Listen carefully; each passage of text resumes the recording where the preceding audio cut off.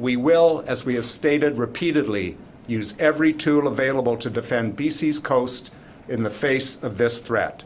And we will continue to explore every tool possible to hold Kinder Morgan's project proposal and plans to the highest standards of environmental protection and Indigenous consultation.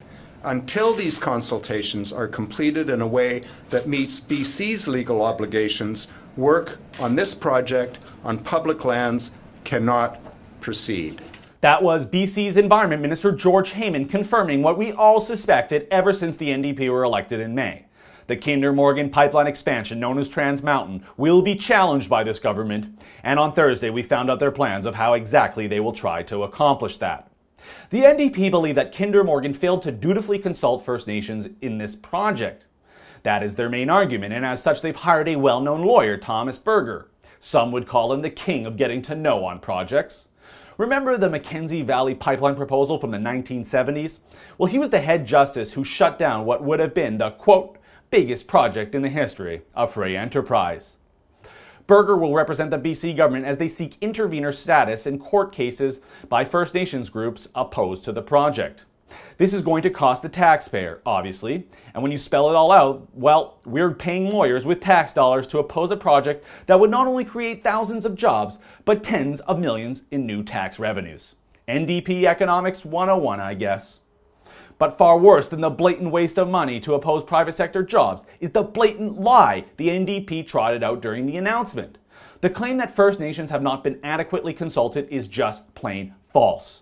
I guess George Heyman's time at the Sierra Club taking U.S. cash to buy off First Nations activists in BC has made him ignorant to the fact Kinder Morgan has diligently struck deals with 51 First Nations communities, 41 of which are in BC, and they've signed mutual benefit agreements worth more than $400 million. According to a JWN Energy article from December, all 9 reserves the pipeline crosses have agreements, as do 80% of the communities within the right-of-way. And the company engaged in discussions with 133 communities in total. Does that seem like a failure to consult with First Nations to you? The problem is we rarely hear of these pro-pipeline First Nations groups, as they're often not willing to speak up in favor as loudly as the activist class of First Nations who oppose these projects. And those are the people that do not have the interests of First Nations at heart. They ignore the thousands of jobs in the oil and gas sector filled by First Nation men and women. I'm talking about activists like Grand Chief Stuart Phillip, who, if he isn't driving a BMW to anti-oil protests, he's dismissing fellow First Nations individuals who may see things a little differently. Remember this? So I'm full status treaty Indian, and I completely and wholeheartedly oppose everything that you're saying. I want our people to prosper, and I want a better working relationship between oil and gas, and I feel we can do that. And Needless to say that you're right. But the vast majority of people agree with us, so that's the way democracy works. I believe that it's complete hypocrisy. I, for one, know that you are funded by the government. You pay your own salary. Would you ever open the books on your own salary?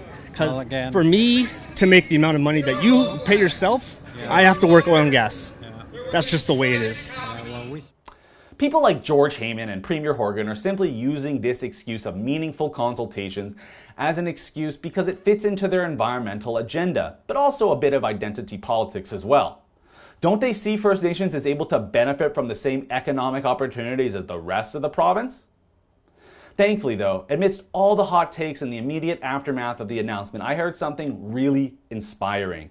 It made me think maybe George Heyman, Premier Horgan, and the activist class of First Nations opposed to this project are going to lose. Ellis Ross is a rookie BC Liberal MLA who won the riding of Skeena, a long-standing solidly NDP riding, in May. But Ross is also the former chief of the Haisla First Nation, and what he told local radio CKNW on Thursday was nothing short of inspiring. I can't believe that they've run out of tools so quickly that they're going to use First Nations as a tool to stop a project in BC.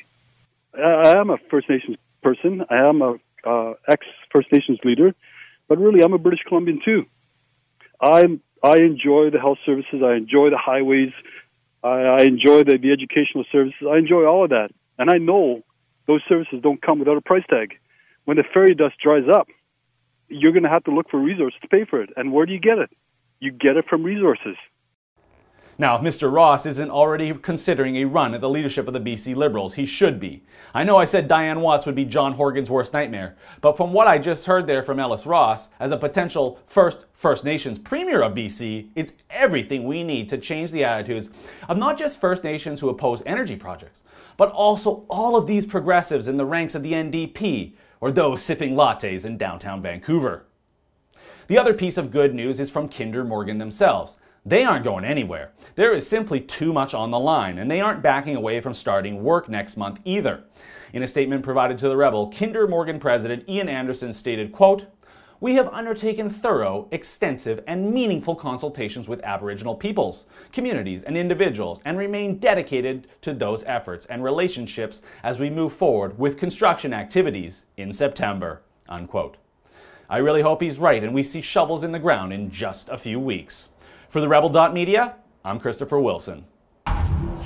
And I'm keeping a close eye on these BC destroyers in the NDP government, but we have a big problem coming potentially for the Rebel. You see, our overlords at Google and at YouTube are considering censoring right-wing content like you get here from us at the Rebel. So we are fighting back with a crowdfunding effort to go 100% independent from YouTube and Google. Visit theycan'tstopus.com. Will you help us chip in? We need all the support from you, our loyal viewers, that we can get. And I'll thank you for it in advance.